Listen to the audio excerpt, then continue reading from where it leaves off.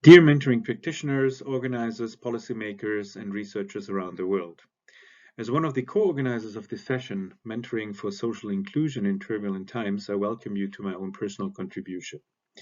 In one way, my talk also serves as a general introduction to the session which I co-organize with Òscar Prieto Flores from the University of Girona in Spain. Let me start by presenting myself briefly. Last year, in 2021, I joined Bertha von Suttner Private University in St. Poelten, a small town near Vienna in Austria. This is a new expanding not-for-profit university which runs up to now a limited number of study programs, for example, in social work, and also a master in inclusion and transformation in organization, amongst others. I'm employed there as the professor for social intervention and transformation. And at the heart of my own research agenda are the changes in support provision and the transformation of the welfare state, because such a focus puts us in a position to imagine what the transformation of current structures of welfare and social work might lead to, and it enables us to reflect how social services, as well as popular social work and civic initiatives, can be developed for a better future.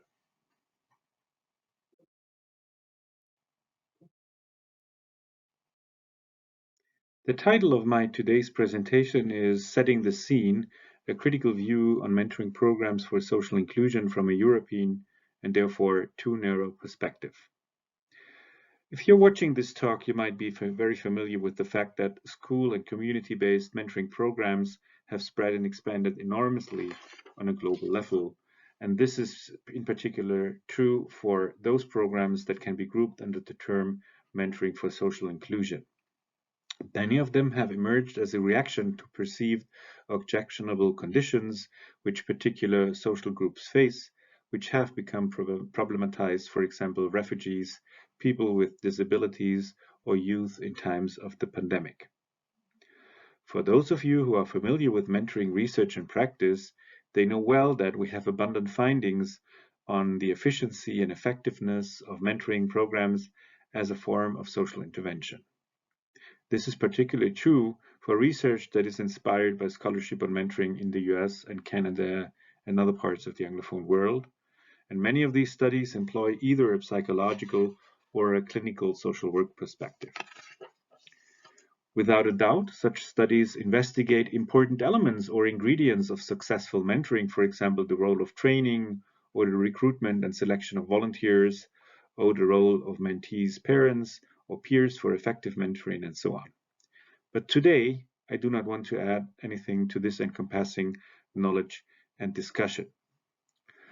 The rationale for my presentation is fairly more that I want to claim that we need to acknowledge the political entanglements and the dynamics of inequality within the current heterogeneous development and global expansion of mentoring for social inclusion programs on multiple levels, and with regard to the various actors that are engaged in these processes. And I also want to state that many studies, as well as our experiences as counselors of such programs or researchers, reveal a critical consciousness that at least some promoters and actors of these programs gain through their engagement. And this is because in the best case, the more structural and political aspects of marginalization, of personal needs, of precariousness, of social exclusion, of disablement, and more generally of inequity that people experience crystallize in mentoring interactions and in personal relationships. And at times, these crystallizations and emergencies turn into an object of reflection and conscientization, which can have a critical impact on the progressive development and bottom-linked innovation of these programs as a means towards social change. At least, this is what I personally hope for.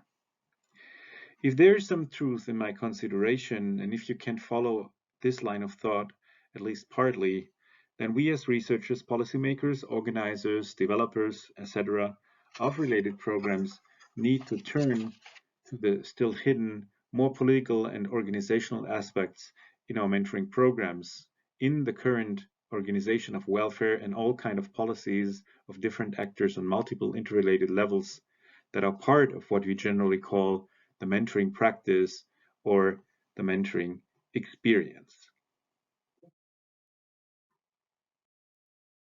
Therefore, the agenda for this talk is that in the first step, I want to explain you on the background of my own work, what has led me to such a statement and claim for a renewed focus in both scientific research and professional debate on mentoring for social inclusion. In a second step, I want to broaden this view and turn to some examples of current developments in Europe in the context of education and social work and beyond. These are developments and examples I stumbled upon in recent years, also through networking with different actors in the field. In the third part of my presentation, I will argue for a need of a renewed professional debate, conceptual development, and empirical research on these developments, but not only in Europe, but however, this is the region from which I speak. Finally, in my fourth and last part, I tried to make a proposal on how to advance knowledge production, including beyond the borders of the Western world. Well, in my recent past, I conducted a multi-annual qualitative research study on the implementation of a new support structure. And in concrete terms, we're talking about a community-based mentoring program for so-called unaccompanied refugee minors and asylum seekers in Austria. In this concrete context, this means that an organized personal mentoring relationship between at least two people is brought about. One person who takes care of and cares about another person who is previously a stranger to the mentor, and then the mentee means another person who is often in the process of coming of age, of new arrival, of moments of critical transition in the life course, or simply someone who faces barriers related to social or economic participation. The program at which I look closely started as a reaction to the large influx of refugees in the years 2014 to 2016, most of them coming from the Middle East, or at least transiting the region. This has also been the initial point of many related programs in Austria, Germany, and neighboring European countries. In my case, this new mentoring scheme was started by a state-based statutory institution for the rights of children, youth, and young adults. And it is safe to say that the minors and young adults in the program I investigated were substantially excluded from central institutions of the welfare state. The mentoring program, as a relatively new immediate support structure in this particular context, drew on the establishment of personal relationships through popular engagement of volunteers from civic society. Today, in 2022, the program has been turned into a more or less regular social service in youth welfare. It receives public funding through the corresponding state, but previous to the COVID-19 pandemic, it was already handed over to the quasi-market of the welfare industry, and it then became a regular social service provider who won the bid. The legal and structural discrimination of this group of young people, however, is ongoing. The core social rights, for example, based on international conventions, are still denied to them, including through central institutions of youth welfare. Thus, there are a few questions that arose from my own research on a political level.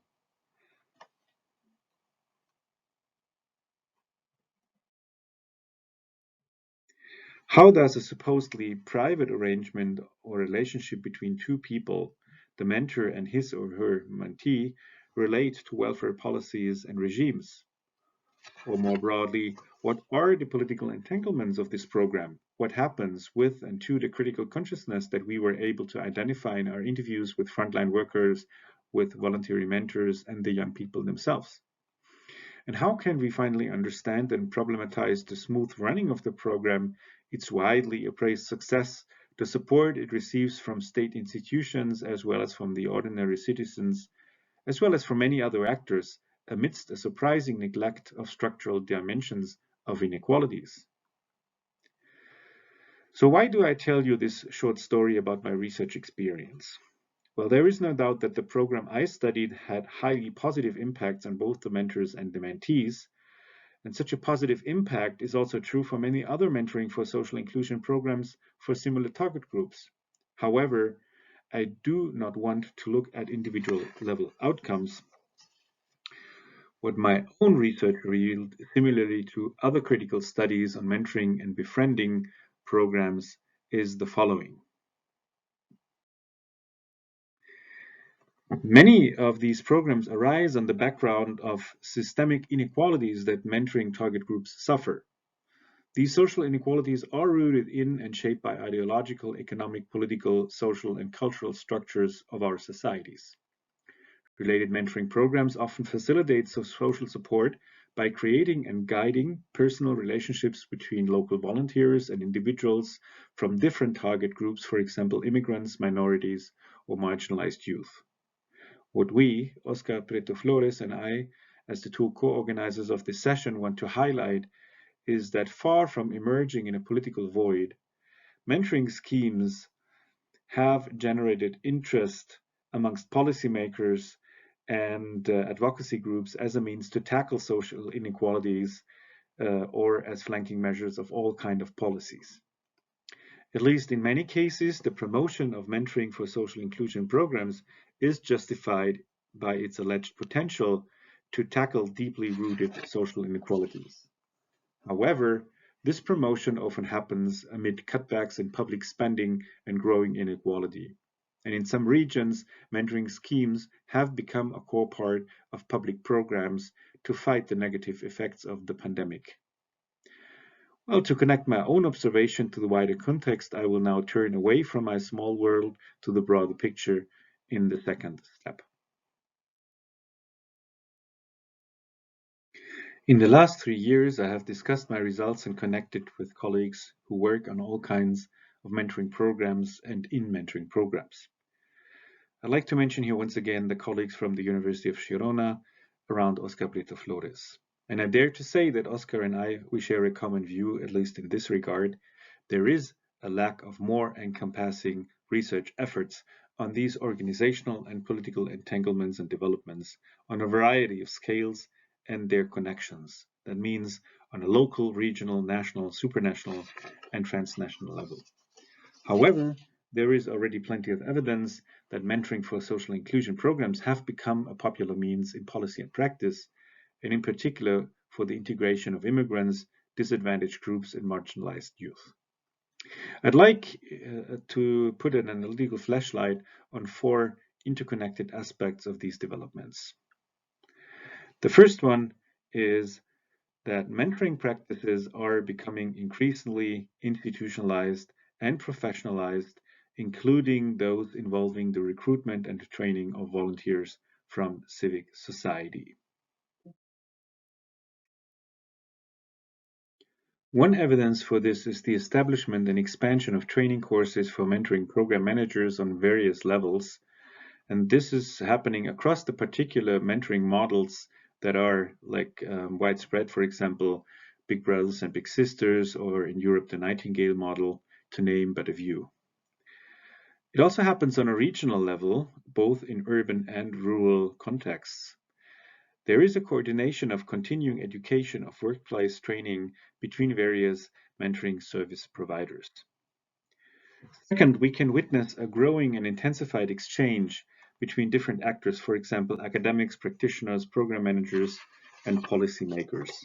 And an example for this on a European scale is the European Mentoring Summit 2022 that takes place right now in this month in May. But also on a regional level, for example, in Spain, we can see similar things. For example, the Congreso Estatal de Mentoría Social, which took place a few days ago at the beginning of May 2022 in Pamplona in La Región Navarra. The theme there was mentoring as a core element to promote the construction of an inclusive society. And one aspect that has been dealt there with is the reflection on the successful cooperation of different actors who joined a collective path, as they say, and for a common purpose. And that includes actors from public administration, big donor organizations, and local mentoring initiatives and NGOs.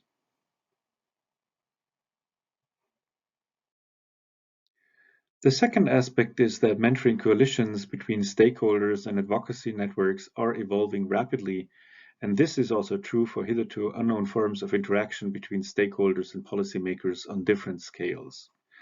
An example for this is the mentoring coalition on a European level, the so-called European Center for Evidence-Based Mentoring, which is based in the Netherlands, which recently last year changed its name to Mentoring Europe.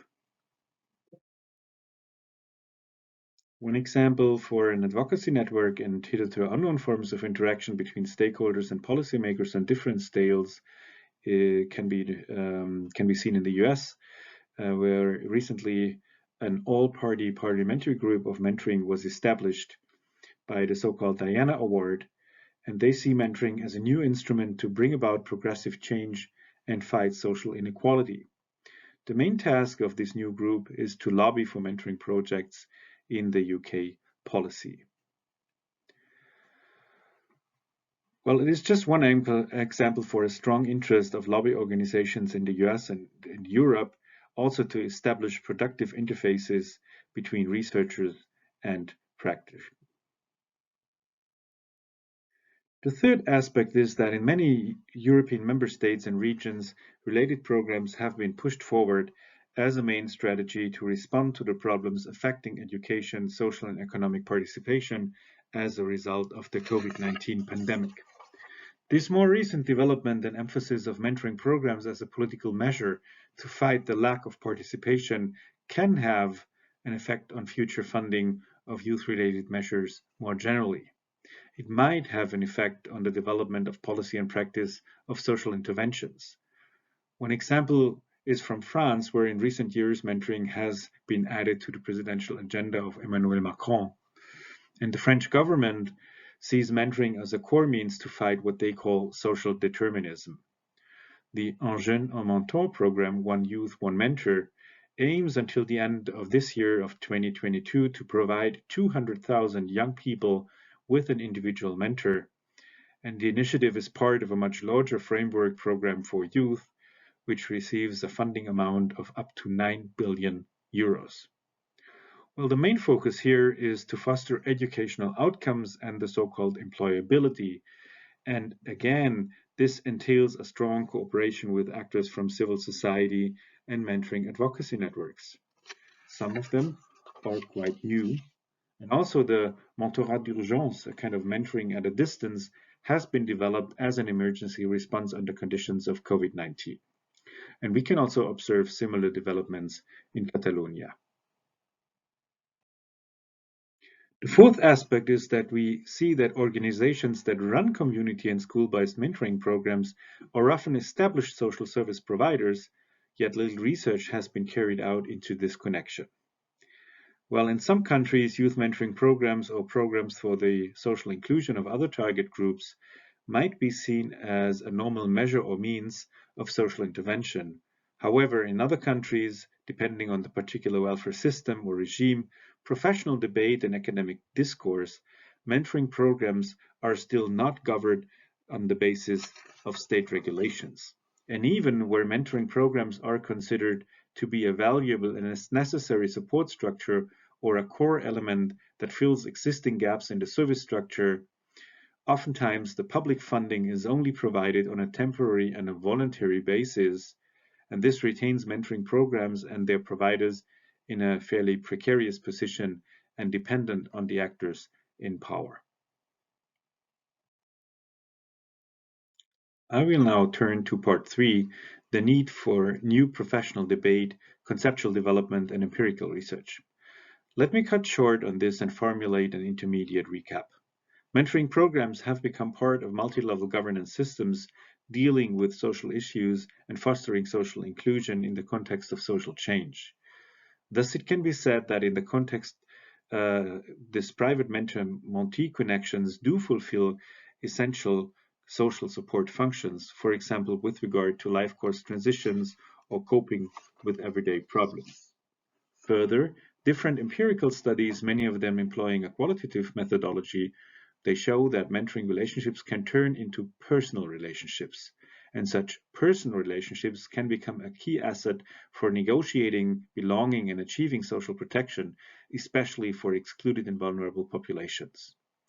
I also dare to say that to bring about personal relationships is at the heart of many of these mentoring for social inclusion programs.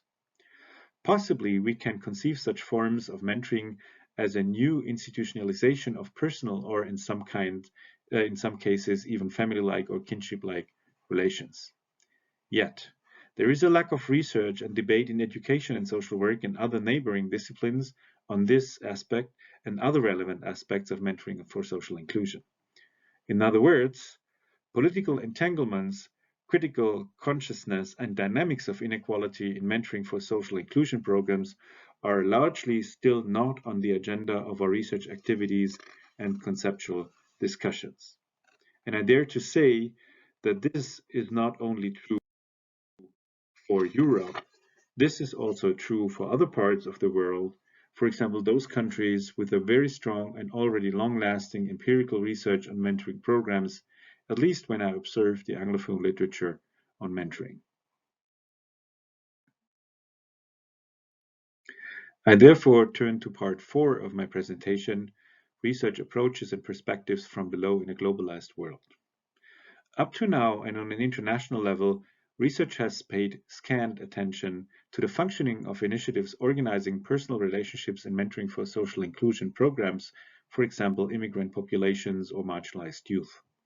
Likewise, a discussion of mentorship for newcomers and youth within the multi-level governance and political economy of welfare states is largely lacking. Finally, disciplinary and professional debate has sidelined the growing significance of related services and initiatives in different welfare systems or regimes, despite the fact that community and school-based mentoring is more and more used and promoted as a means of social intervention and even presented as a core means to tackle deeply rooted social inequalities. I'll make my final point. There are several approaches towards the production of new knowledge which can be used to fill these gaps. I mentioned some of them in my own publications, which are all accessible in the internet. And here I only want to refer to 2 lines of thought.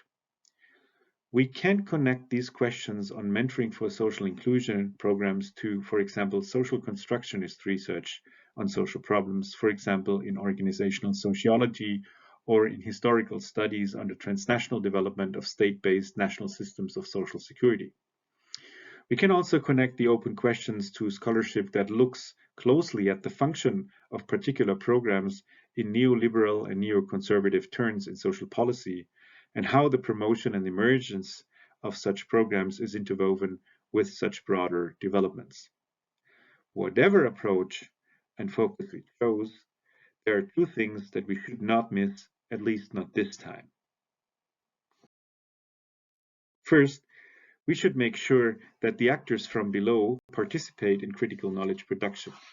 By this I mean that we have to include and invite mentors, mentees, and frontline workers alike in order to raise critical consciousness and learn about the political entanglements and inequality in programs. Second, and this relates to the title of my presentation, which I named A Critical View on Mentoring Programs from a European and therefore too narrow perspective. We need to imagine our wills not only from below, but also within a global perspective that includes the majority world. That also means that those of us who are based in the global north have to widen our perspective beyond the predominant Western gaze. In other words, we need to push forward transnational conversations on resistance, movements, and transformations, also in the context of mentoring for social inclusion programs. In a wider perspective, the creation of such a knowledge on the political entanglements and critical consciousness in mentoring for social inclusion programs seems to be necessary if we want to understand and engage reflectively in the development of social protection arrangements for particularly vulnerable and marginalized populations and conditions, especially in the context of ongoing discussions on changes in social policy, state welfare, and the role of civil society in different parts of the world. I hope you enjoyed my talk, and if you watch this recording in the context of our ongoing SSSP Virtual Global Outreach Conference in May 2022, you're invited to engage in the questions and answers at our website. If you watch it at a later time, please feel free to contact me. Thanks for your attention.